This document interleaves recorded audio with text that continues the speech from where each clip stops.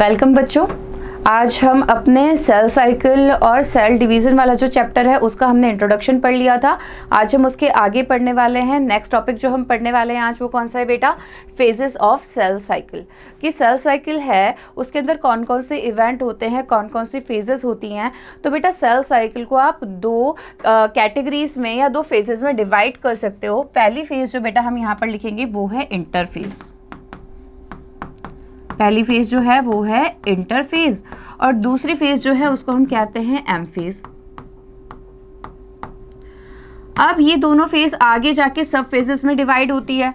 तो जो इंटरफेज है उसके अंदर जो पहली फेज है उसको हम कहते हैं G1 फेज। दूसरी जो फेज है बेटा उसको हम कहते हैं S फेज और तीसरी जो है उसको हम कहते हैं G2 फेज। ठीक है, तो इंटरफेज के अंदर तीन सब फेजेस हो गई, G1 phase, S phase and G2 phase. ठीक है, एम फेज की बात करें तो एम फेज के अंदर फिर दो चीजें होती हैं। पहली होती है कैरियोकाइनेसिस, दूसरी होती है साइटोकाइनेसिस। तो जैसे मैं कहती हूँ कि हमेशा क्या देखना है, टर्म को देखना है। तो जो इंटरफेज है इसको हम कहते हैं प्रिपरेशन फेज। क्या कहते हो? प्रिपरेशन। तो इंटरफेज है वहां पर प्रिपरेशन हो रहा है। तो प्रिपरेशन किस चीज का होगा? कोई ना कोई ऐसा इवेंट होने वाला होगा जिसके बारे में हम प्रिपेयर कर रहे हैं। तो वो इवेंट कौन सा है उसको हम कहते हैं डिवीजन। तो एम फेज के अंदर क्या होता है? डिवीजन। और इंटरफेज में उस डिवीजन के लिए क्या होती है? प्रिपरेशन। मतलब हम डिवीजन करने के लिए क्या करते हैं? तैयारी करते हैं। तो एम फेज से पहले कौन से फेज आएगी? इंटरफेज, क्योंकि इसके अंदर डिवीजन के लिए क्या हो रही है? प्रिपरेशन। तो जैसे मैंने बोला कि हम टर्म से देखते हैं तो यहाँ पर क्या लिखा है बेटा? दो चीज का डिवीजन लिखा है। पहला लिखा है कैरियोकाइनेसिस, दूसरा लिखा है साइटोकाइनेसिस। टर्म से देख लो। कैरियो का मतलब आगे भी हमने पढ़ा था, कैरियो का मतलब कैरी ऑन और कैरी ऑन का मतलब क्या है? न्यूक्लियस। क्या होता है? न्यूक्लियस। काइनेसिस का मतलब क्या होता है? डिवीजन। क्या होता है? डिवीजन। तो कैरियोकाइनेसिस के अंदर हम क्या पढ़ेंगे? न्यूक्लियस का डिवीजन। अगर आप दूसरी टर्म देखते हो साइटो, तो साइटो से आपको पता चलता है साइटोप्लाज्म। किसके बारे में बात हो रही है? साइटोप्लाज्म। और काइनेसिस का मतलब क्या हो रहा है? डिवीजन। तो इसका मतलब एम फेज के अंदर दो चीज़ों का डिवीज़न होता है। पहले डिवीज़न होता है न्यूक्लियस का, उसके बाद डिवीज़न होता है साइटोप्लाज्म का, तब जाके दो नई डॉटर सेल बनती हैं। ठीक है, तो इस तरीके से सेल साइकिल में दो फेजेस हो गई बेटा। कौन सी? इंटरफेज जिसको आप प्रिपरेशन फेज कह रहे हो और दूसरी एम फेज जिसको आप क्या कह रहे हो? डिवीज़न फेज कह रहे हो। अब बेटा टाइम के बारे में एनसीईआरटी कहती है कि जो इंटरफेज है वो टाइम लेती है 95%। सेल साइकिल का 95% टाइम किस में जाता है? इंटरफेज में। और बाकी का बचा हुआ थोड़ा बहुत 2 से 5% पार्ट किस में जाता है? आपके एम फेज में। ऐसा क्यों? तो आप सोचो ना, बहुत नॉर्मल सी बात है कि एक जनरलाइज एग्जांपल जैसे मैं कहती हूँ हमेशा अपनी जो डेली लाइफ है उससे आपको उठाना चाहिए कि अगर आपने कभी सब्जी बनाई हो, बनाई तो नहीं होगी पर मम्मी को बनाते हुए देखा होगा, नहीं तो पूछ लेना आज कि मम्मी सब्जी बनाने में ज़्यादा टाइम लगता है कि सब्जी की तैयारी करने में ज़्यादा टाइम लगता है? तो मम्मी बोलेगी ये दोनों में ही मुझे इतना टाइम नहीं लगता जितना मुझे टाइम ये सोचने में और पूछने में लगता है कि बेटा आज खाओगे क्या। कहते हैं ना, दुनिया की औरतों की सबसे बड़ी प्रॉब्लम ये है कि खाने में क्या बनाया जाए। लेकिन उसके बाद की प्रॉब्लम ये है कि जब आपको कोई भी वेजिटेबल या कोई भी सब्ज़ी बनानी है तो उसको प्रिपेयर करने में, उसके लिए कटिंग और चॉपिंग करने में आपको ज़्यादा टाइम लगेगा। आप मान लो आलू की सब्ज़ी बना रहे हो, आलू टमाटर की, तो आपको आलू धोना पड़ेगा, फिर उसको चॉप करना पड़ेगा छील करके। वैसे टमाटो उसको चॉप करना पड़ेगा, जो गार्लिक और जिंजर उसका पेस्ट बनाना पड़ेगा। तो प्रिपरेशन में बहुत ज़्यादा टाइम लग जाता है। सब्ज़ी तो 2 मिनट में ऐसे कुकर में सीटी लगाई और बन गई। तो इसका मतलब कि इवेंट जो होने वाला है सब्जी है, मतलब प्रॉपर बनानी क्या है? हमको सब्जी बनानी है, लेकिन सब्जी बनाने से पहले उसकी जो तैयारी है उसमें ज़्यादा टाइम लगता है।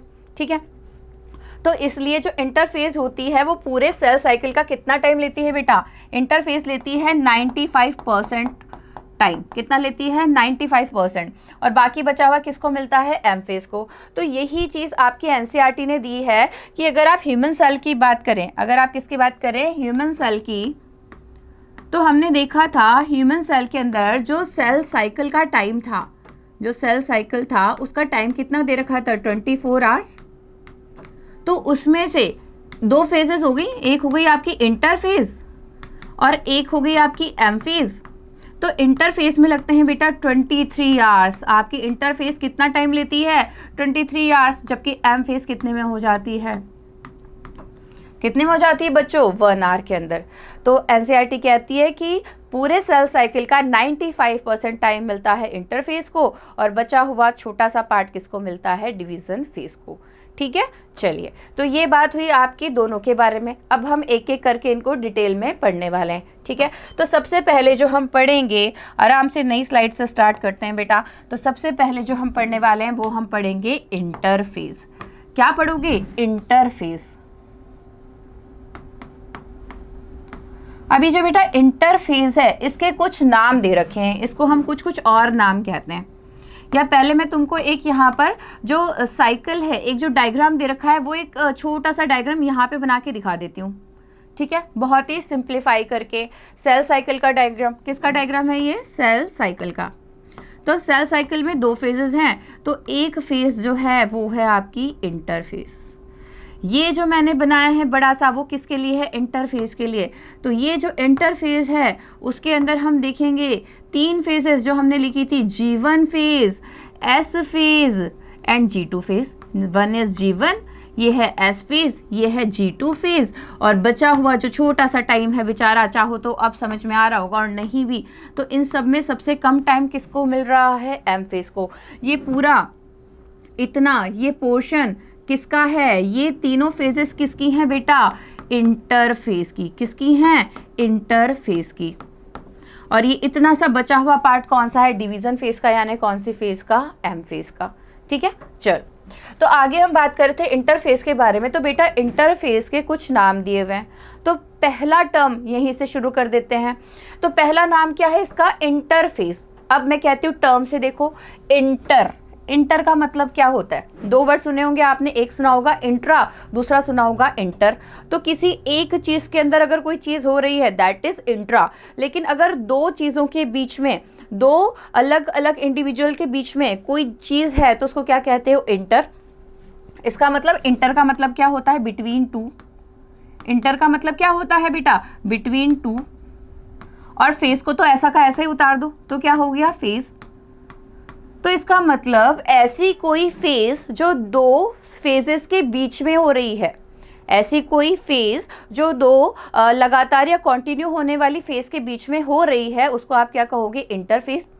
तो मैडम वो 2 ऐसी कौन सी फेजेस हैं जिनके बीच में ये इंटरफेज हो रही है? तो ये 2 फेज जो आपने लिखी हैं बिटवीन 2 फेज, कौन सी फेज होंगी? M phase. तो क्या लिखोगे? M phase. उसके बीच में कौन सी फेज आ गई आपकी? इंटरफेज। और फिर क्या आ गई आपकी वापस से? M phase. तो 2 सब्सिक्वेंट एम फेज के बीच में होने वाली फेज है, इसीलिए आप इसे क्या कहते हो? इंटरफेज। आई बात समझ में? इंटरफेज क्यों बोल रहे हैं? क्योंकि 2 सब्सिक्वेंट एम फेज के बीच में ये फेज आती है। तो पहला टर्म क्लियर हो गया किसका? इंटरफेस का। दूसरा मैंने वहां पर आगे बोला था, अगर तुम्हें नाम याद हो तो मैंने इसका दूसरा नाम बोला था बच्चों, प्रिपरेशन फेज। कौन सी फेज बोला था मैंने इसे? Preparation phase. तो पहला नाम हुआ इंटरफेस, दूसरा इसका नाम देखेंगे तो second name is preparation phase.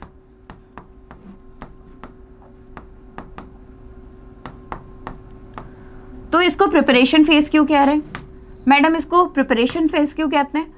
तो बेटा अभी हमने बात की कि आगे बात की थी ना हमने कि यहाँ पर डिवीज़न के लिए क्या होता है? प्रिपरेशन। कि डिवीज़न करने के लिए आपको जो भी चीज़ें चाहिए हैं उसकी प्रिपरेशन कहाँ पर होती है? यहाँ पर। जैसे मैंने बोला था ना कि आपको आलू की सब्ज़ी बनानी है तो उसकी कटिंग, चॉपिंग, उसके लिए ग्रेवी मेकिंग सब कहाँ हो रहा है? उसकी प्रिपरेशन में।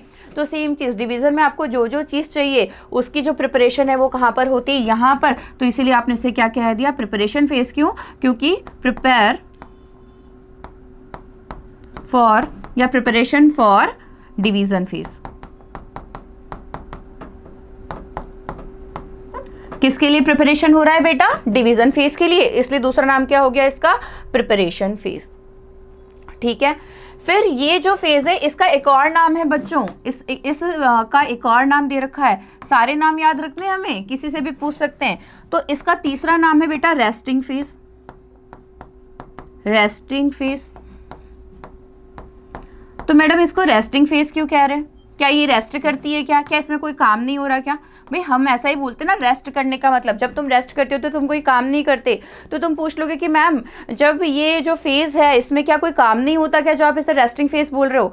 तो मैं कहूँगी बेटा ये काम करती है, बहुत काम करती है, क्योंकि प्रिपरेशन करना ज़्यादा भारी काम है। तो ये काम तो करती है, लेकिन इसमें मेन काम नहीं हो रहा। कौन सा मेन काम नहीं हो रहा? डिवीज़न नहीं हो रहा। इसलिए आपने इसे कौन से फेज़ बोला है? Resting phase. तो क्या लिखेंगे? नो डिवीज़न अकर। यहाँ पर क्या नहीं होता? डिवीजन नहीं होता बेटा, इसलिए आपने इसे क्या कह दिया? Resting phase. और आपको एक चीज और कह सकते हो कि जब आप यहाँ पर इंटरफेस का टाइम देख रहे हो तो 95% टाइम जो है सेल साइकिल का किसने लिया हुआ है? इंटरफेज ने। तो इसे क्या कह सकते हो? Longest phase. क्या कह सकते हो? Longest phase. तो सेल साइकिल की कौन सी फेज है? Longest phase. ठीक है, तीनों नाम समझ में आए। दो सब्सिक्वेंट एम फेज के बीच में है, इसलिए इंटरफेज। और इसके अंदर डिवीजन फेज के लिए या डिवीजन होने के लिए प्रिपरेशन हो रहा है तो प्रिपरेशन फेज। तीसरा यहाँ पर डिवीजन नहीं होता, इसलिए कौन सी फेज? Resting phase. और सबसे ज़्यादा टाइम लेती है, इसलिए लॉन्गेस्ट फेज। ठीक, तो ये तो हमने बात की किसके बारे में? ये आपकी इंटरफेस के सारे नाम के बारे में, और नाम के साथ ही आपको इसका काम भी समझ में आ गया होगा। ठीक है, चलिए एक चीज़ और है इसके अंदर कि ये जो फेज होती है इंटरफेज, वो मेटाबॉलिकली एक्टिव होती है। मेटाबॉलिकली क्या होती है? एक्टिव होती है, क्योंकि इसके अंदर क्या हो रहे हैं? Metabolic change. क्या हो रहे हैं? Metabolic change. तो ऐसा मत सोचना कि यहाँ पर डिवीजन नहीं हो रहा, तो ये जो है वो एक्टिव नहीं है। It is the most active metabolic phase. सबसे ज़्यादा सेल साइकिल में जो कि मेटाबॉलिकली एक्टिव फेज है, वो कौन सी फेज है बेटा? इंटरफेज, क्योंकि इसके अंदर मेटाबॉलिज्म में, साइटोप्लाज्म में क्या हो रहे हैं? चेंज हो रहे हैं। ठीक है बेटा, चलिए तो इंटरफेज के अंदर हमने 3 सब फेजेस पढ़ी थी। तो अब हम पहली सब फेज की बात करेंगे जिसका नाम है G1 फेज। क्या पढ़ोगे बच्चे? G1 phase. तो पहली फेज जो हम हैं यहाँ पर लेने वाले हैं G1 फेज। इस G1 फेज के भी बहुत सारे नाम है। G से क्या होता है? G1 क्यों बोला? तो इसका मतलब है G के दो वर्ड निकल रहे हैं यहाँ पर, या 2 मीन निकल रहे हैं। First growth phase, first growth phase, और दूसरा इसको बोलेंगे फर्स्ट गैप फेज। तो 3 नाम हो गए इसके। G1 फेज, G1 क्यों बोला? फर्स्ट ग्रोथ फेज है, फर्स्ट गैप फेज है, और इसको हम कहते हैं पोस्ट माइटोटिक फेज। तो मैं आपको ये सारे नाम समझाऊंगी। जैसे ही मैंने आपको ये चारे नाम समझाए, ये चारों टर्म समझाई, आपको इसमें कुछ और याद रखने की ज़रूरत नहीं है, क्योंकि इसके जो नाम है वही इसका काम बता देते हैं। ठीक है, जैसे मैंने बोला कि ये गोल्ड स्मिथ है, तो आपको पता चल जाएगा, नाम ने ही बता दिया कि ये किसका काम करता है? सोने का काम करता है। ठीक है, तो वही चीज़ है यहाँ पर कि जब हम नाम देखते हैं बेटा, टर्म देखते हो, तो कुछ याद करने की ज़रूरत नहीं है, सिर्फ समझ लो, अपने आप बायो तुम्हें याद होती जाएगी। अलग से कोई एक्स्ट्रा एफर्ट देने की ज़रूरत नहीं है, बस फोकस के साथ चीज़ों को समझना सीखो। ठीक है, तो पहली बात कर लेते हैं हम किसके बारे में? G phase. G फेज के अंदर हमने पहला लिखा फर्स्ट ग्रोथ, या सबसे पहले हम ले लेते हैं फर्स्ट गैप फेज। तो वापस से मैं यहाँ पर एक छोटा सा साइकिल बना देती हूँ ताकि आपको समझ में आ जाए। ये एक हमने आगे भी सेल साइकिल बनाया था जहाँ पर हमने M बनाया था, फिर हमने क्या बनाई थी? G1 बनाई थी, और फिर हमने क्या बनाया था? S बनाया था, और फिर हमने क्या बनाई थी? G2। ठीक है, तो यहाँ पर हमने लिखा है फर्स्ट गैप। अब फर्स्ट गैप क्यों बोलते हैं? पहली टर्म ले लेते हैं, फर्स्ट गैप फेज। क्यों बोला आपने से फर्स्ट गैप फेज? क्योंकि बेटा ये जो गैप है वो किसके बीच का गैप है? कहाँ पर आ रही है G1 फेज? देखो M और S के बीच में 2 फेजेस हैं। कौन सी फेज? M फेज और S फेज। M फेज का मतलब कौन सी phase? Division phase. M phase का मतलब क्या हो रहा है? डिवीजन। तो डिवीजन फेज, और S का मतलब सिंथेसिस हो रहा है बेटा। किसका? DNA synthesis. तो डिवीजन फेज और डीएनए सिंथेसिस के बीच में क्या दे रही है, ये इंटरवल दे रही है। इन दोनों सब्सिक्वेंट फेज के बीच में ये क्या कर रही है, एक गैप दे रही है, इंटरवल दे रही है, इसलिए आपने इसे क्या बोला है, फर्स्ट गैप फेज। तो क्या लिखोगे, interval between M phase and S phase. ठीक, तो पहला टर्म समझ में आया, फर्स्ट गैप फेज क्यों बोला, क्योंकि इंटरवल है। दूसरा हमने जो यहां पर नाम लिखा है बच्चे, कौन सा नाम है, दूसरा जो तुमने नाम लिखा था वो कौन सा है, फर्स्ट, या इसको देख लो पोस्ट माइटोटिक। फिर सेकंड नाम देख लो यहां पर, पोस्ट माइटोटिक फेज। अब बेसिकली पोस्ट माइटोटिक फेज का मतलब क्या है, M phase. Post mitotic phase का मतलब यहाँ पर जो माइटोटिक फेज मैं बोल रही हूँ किसके लिए बोल रही हूँ, एम के लिए, एम फॉर माइटोटिक फेज, मतलब जिसमें क्या हो रहा है, डिवीजन। तो ये किसके बाद आ रही है, डिवीजन वाली फेज के बाद आ रही है ना। तो कोई चीज़ किसी के बाद आता है तो उसे क्या बोलते हो, पोस्ट। तो यहाँ पर जीवन फेज किसके बाद आ रही है, एम फेज के बारे में, इसलिए आप इसे क्या कहते हो, पोस्ट माइटोटिक फेज। तो क्या लिखेंगे, आफ्टर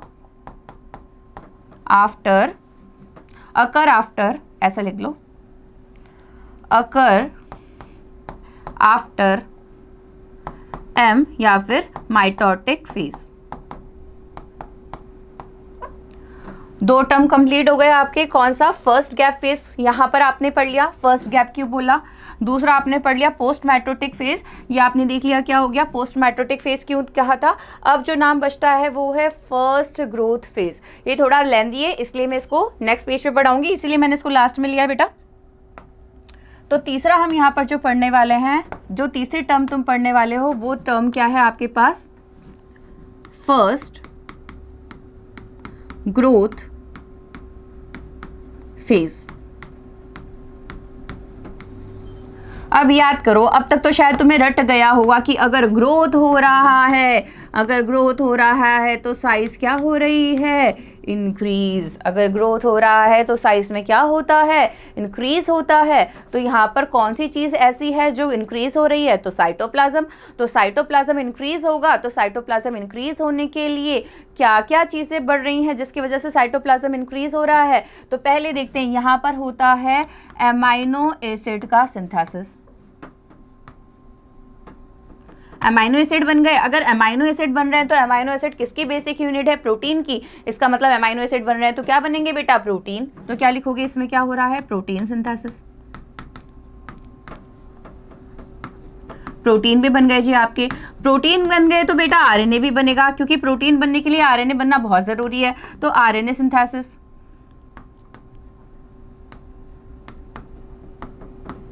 ठीक है, उसके बाद हम यहां पर लिखेंगे, जो यहां पर मोस्ट आपको याद रखना है, दैट इज मोस्ट ऑर्गेनेल्स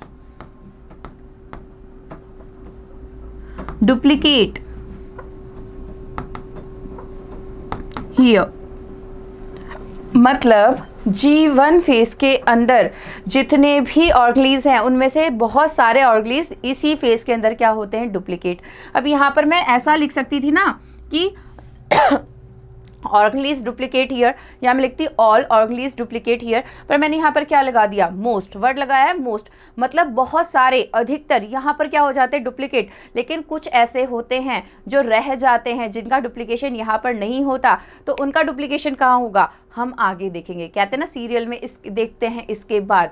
तो तुम भी अभी वेट करो कि वो जो यहाँ पर बचे हुए ऑर्गेनेल्स हैं वो कहाँ पर डुप्लीकेट हो रहे हैं। पर याद रखना कि मोस्ट ऑफ द ऑर्गेनेल्स यहाँ पर क्या हो जाते हैं बेटा, डुप्लीकेट होते हैं।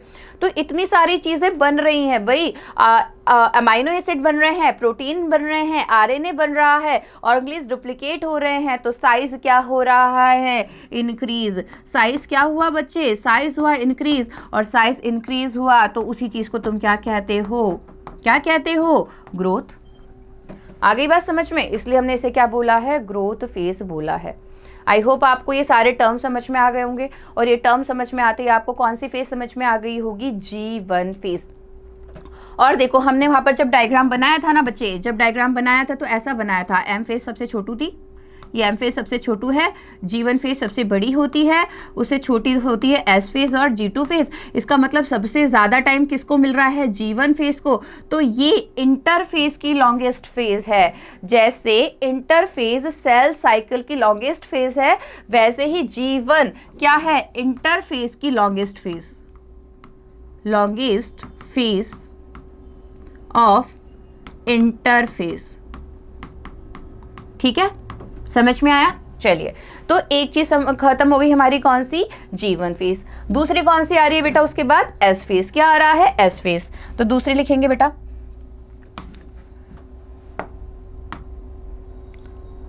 शायद येलो कलर से लिखा था, याद नहीं है मुझे। तो सेकंड फेज हम लिखने वाले हैं S फेज। तो अब जैसे मैं कहती हूँ टर्म से देखेंगे बेटा, तो S का मतलब क्या दिख रहा है? S का मतलब दिख रहा है सिंथेसिस। S से क्या दिख रहा है? सिंथेसिस। किसका सिंथेसिस दिख रहा है? तो DNA का। क्या दिख रहा है? DNA का सिंथेसिस दिख रहा है। तो DNA का बनना, DNA का सिंथेसाइज होना, उसको आप एक टर्म में क्या कहते हो? रेप्लिकेशन। क्या कहते हो बेटा? रेप्लिकेशन। रेप्लिकेशन क्या मतलब? बहुत सिंपल सी लैंग्वेज में बोलूँ, जैसे मैं बोलती हूँ रेप्लिकेशन टर्म क्या दिखाती है? रेप्लिका। रेप्लिका मतलब क्या होता है? अपनी जैसी कॉपी, उसी चीज़ की कॉपी को आप रेप्लिका बोल रहे हो। तो यहाँ पर डीएनए क्या हो रहा है? खुद की कॉपी बना रहा है, तो उसको आप क्या कहोगे? डीएनए सिंथेसिस, या आप उसे क्या कहोगे? DNA replication. तो एस फेज के अंदर बेटा डीएनए बनता है, या डीएनए खुद को क्या करता है? रेप्लिकेट करता है, मतलब अपनी ही जैसी नई कॉपी को क्या करता है? प्रोड्यूस करता है। ठीक है, इसलिए हम इसे कह रहे हैं एस फेज। तो बच्चे एस फेज के अंदर और क्या क्या होता है? तो पहली चीज तो आपने लिख दी, क्या होती है? DNA synthesis. मतलब क्या हो रहा है? डीएनए बन रहा है। ठीक, डीएनए रेप्लिकेट हो रहा है। दूसरी चीज जो यहाँ पर होती है, synthesis of histone protein. Histone protein, synthesis of histone protein.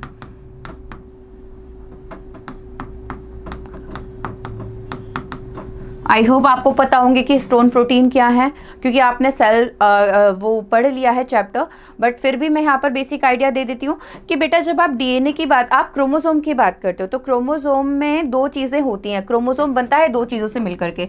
यहाँ पर मैं आपको बता देती हूँ, क्रोमोसोम जो है वो दो चीज़ों से मिलकर के बनता है, एक तो डीएनए से बेटा, और एक बनता है हिस्टोन प्रोटीन से।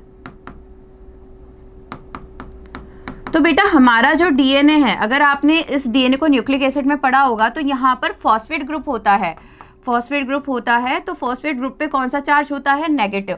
तो उसकी वजह से हमारा डीएनए पे कौन सा चार्ज हो जाता है? नेगेटिव। तो उसको बैलेंस करने के लिए हमें किसकी ज़रूरत होती है? हिस्टोन प्रोटीन की।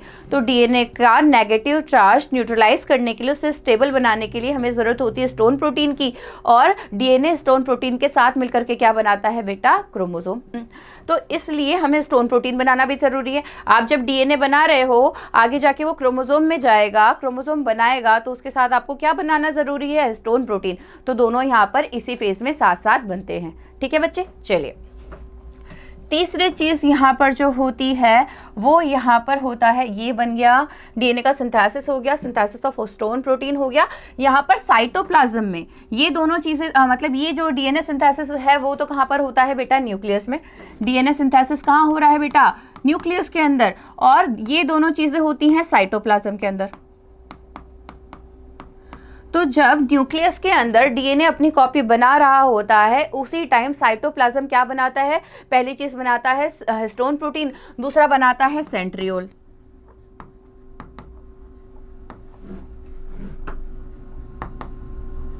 तो साइटोप्लाज्म में हिस्टोन प्रोटीन बन रहे हैं, साथ में किसका डुप्लीकेशन होता है? सेंट्रियोल का।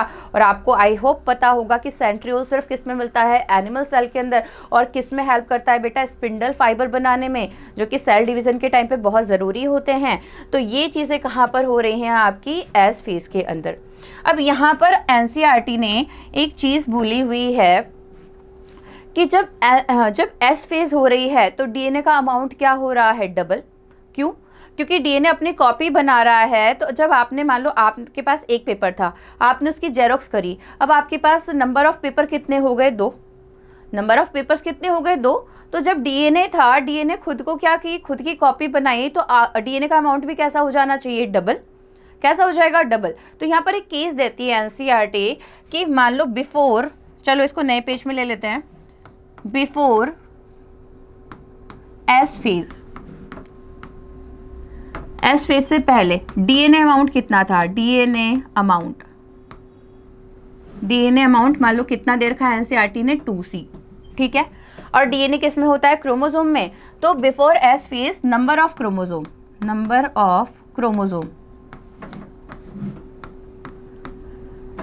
कितना हुआ है बेटा, मान लो 2n, क्योंकि सेल कैसी है, डिप्लॉयड,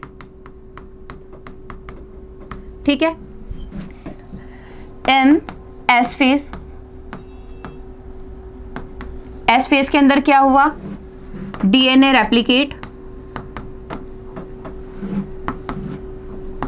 जिसकी वजह से डीएनए का अमाउंट क्या हुआ, डबल। डीएनए अमाउंट क्या हो जाएगा बेटा, डबल।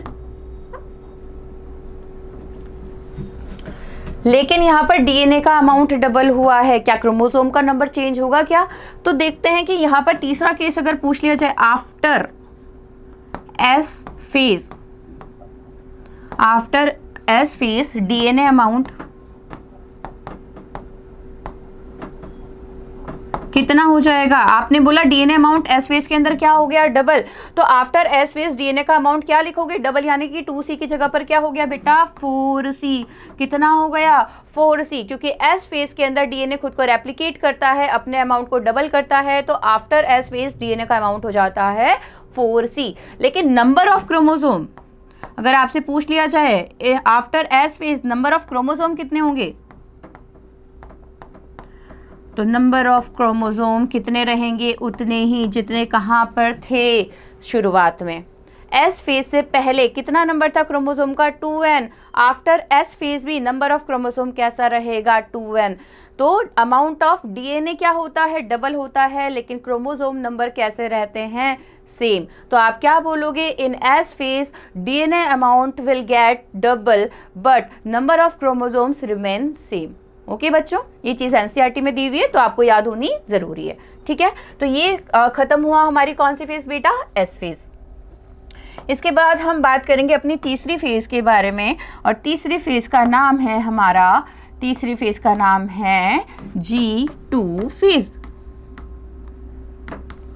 अब सेम चीज़ यहाँ पर आ जाएगी, जो चीज़ हमने G1 के लिए लिखा था, क्योंकि G आ रहा है, बस वो 1 था, ये 2 है, तो G1 में आपने क्या लिखा था, फर्स्ट ग्रोथ फेज, तो ये G2 है, इसका मतलब क्या हो जाएगी, second growth phase. Second growth phase मतलब साइज क्या होगा, दोबारा से इंक्रीज होगा, क्योंकि हम पढ़ चुके हैं ग्रोथ फेज के अंदर साइज क्या होता है, इंक्रीज होता है। दूसरा हमने क्या देखा था, G1 का मतलब फर्स्ट गैप फेज, तो G2 का मतलब सेकंड गैप फेज। तो ये भी किसके बीच का गैप है, ये गैप किसके बीच का है, तो आप बना के देख लो इसे, ये देख लो, ये M, ये G1, ये S और ये G2। तो यहाँ पर G2 किसके बीच का इंटरवल बना रहा है, तो S और M के बीच का। तो यहाँ पर G2 किसके बीच का इंटरवल है बेटा, सिंथेसिस फेज और M फेज के बीच का, ठीक। तो ये क्या हो गया, सेकंड गैप फेज। और हमने क्या बोला, दूसरा इसके अंदर क्या हो रही है, ग्रोथ हो रही है, तो सेकंड ग्रोथ फेज। और तीसरी चीज़ जो आप यहाँ पर देखने वाले हैं कि यहाँ पर बस ये है कि ग्रोथ G2 फेज जो होती है वो G1 फेज से क्या होती है, छोटी। तो लिख लेते हैं G2 फेज के अंदर क्या हो रहा है, तो G2 फेज में भी वही चीज़ें होंगी जो G1 में हुई थी, तो बची हुई चीज़ें यहाँ पर होंगी, ठीक है। इसको आप क्या कह सकते हो, एक और नाम लिख सकते हो, वहाँ पर यहाँ पर रह गया प्री माइटोटिक फेज। कौन सी फेज, प्री माइटोटिक फेज। क्यों बोल रही हूँ प्री माइटोटिक फेज, क्योंकि इसका M का मतलब क्या था, माइटोटिक फेज, और ये माइटोटिक फेज से पहले आने वाली फेज है। G2 फेज किससे पहले आ रही है, माइटोटिक फेज से पहले आ रही है, इसलिए आपने इसे क्या नाम दिया है, प्री माइटोटिक फेज, ठीक। और गैप का मतलब समझ में आ गया ना, S और M के बीच का इंटरवल है, इसलिए क्या कहते हो, G2 फेज, ठीक। अब बात करते हैं ग्रोथ के बारे में। कौन सी फेज बोला था हमने इसे, ग्रोथ फेज। तो इसमें ग्रोथ हो रही है, ग्रोथ हो रही है मतलब कोई ना कोई चीज़ वापस से बन रही है। तो क्या बन रहा है यहाँ पर, बाकी बचे हुए proteins, other protein, other protein का सिंथेसिस होता है। तो यहाँ पर अदर प्रोटीन में जो सबसे मेन प्रोटीन बनता है that is tubulin, tubulin protein पढ़ लिया आपने। ट्यूबुलिन प्रोटीन कहाँ पर पढ़ा होगा आपने? जब माइक्रोट्यूब्यूल्स पढ़े होंगे, जब आपने साइटोस्केलेटन पढ़ा है किसके अंदर बेटा, जब आपने साइटोस्केलेटन पढ़ा होगा किसका, सेल का, तब आपने ट्यूबुलिन प्रोटीन पढ़े होंगे। तो यहाँ पर यानी G2 फेज के अंदर क्या बन रहा है? ट्यूबुलिन प्रोटीन बन रहा है, क्योंकि ट्यूबुलिन प्रोटीन ही आगे जाके क्या बनाता है? Spindle fibre. कौन से फाइबर बनाता है? Spindle fibre. स्पिंडल फाइबर वो ये देखा होगा ना आपने, ये अगर आपको पता हो तो आपने बचपन में देखा होगा कि जब हम इस तरीके से बनाते हैं तो ये जो बीच में आपको फाइबर्स नज़र आ रहे हैं वो कौन से फाइबर है? स्पिंडल फाइबर है। ठीक है, तो ट्यूबुलिन प्रोटीन क्या बनाते हैं बेटा? स्पिंडल फाइबर, जो कि आपके डिवीज़न के लिए बहुत ज़रूरी है। तो यहाँ पर क्या बन रहा है? ट्यूबुलिन प्रोटीन बन रहा है, अदर प्रोटीन बन रहे हैं। यहाँ पर बचा हुआ थोड़ा सा क्या बनता है? RNA बनता है। ठीक है, स्मॉल अमाउंट ऑफ RNA फिर बनता है। और यहाँ पर याद करो, हमने बोला था कि देखते हैं आगे क्या बनने चाहिए थे। मोस्ट सेल ऑर्गेन्स कहाँ बन चुके थे? G1 फेज में। तो बचे हुए जो हैं वो यहाँ बनेंगे। तो बचे हुए सेल ऑर्गेन्स कौन से हैं जो आपको याद रखने हैं? पहला आएगा आपका प्लास्टिड, दूसरा है आपका माइटोकॉन्ड्रिया, और तीसरा है आपका गोल्जी बॉडी। Duplicates here.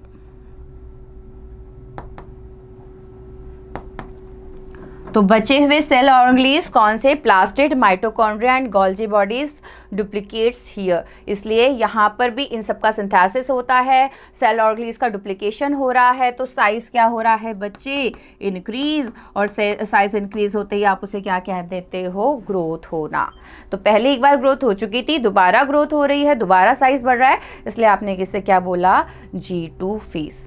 ठीक है, तो तीन चीजें हमने यहाँ पर पढ़ी हैं। इंटरफेज के अंदर कौन कौन सी पढ़ी है? G1 फेज पढ़ ली बेटा, S फेज पढ़ ली और G2 फेज पढ़ ली। तो आज हम इंटरफेज तक ही पढ़ेंगे, आप इसको अच्छे से पढ़ लेना। उसके बाद हम कल चालू करने वाले हैं अपनी कौन सी फेज? M phase. ठीक है, तो कल हम माइटोटिक फेज पढ़ने वाले हैं, इतना आप रिवाइज करके आना। कोई भी आपको डाउट है तो आप कमेंट में लिख दीजिए। अगर आपको अच्छा लगा हो लेक्चर तो आप क्या कर दीजिए? लाइक और शेयर कर दीजिए। थैंक यू बच्चों, thank you for the class and lecture.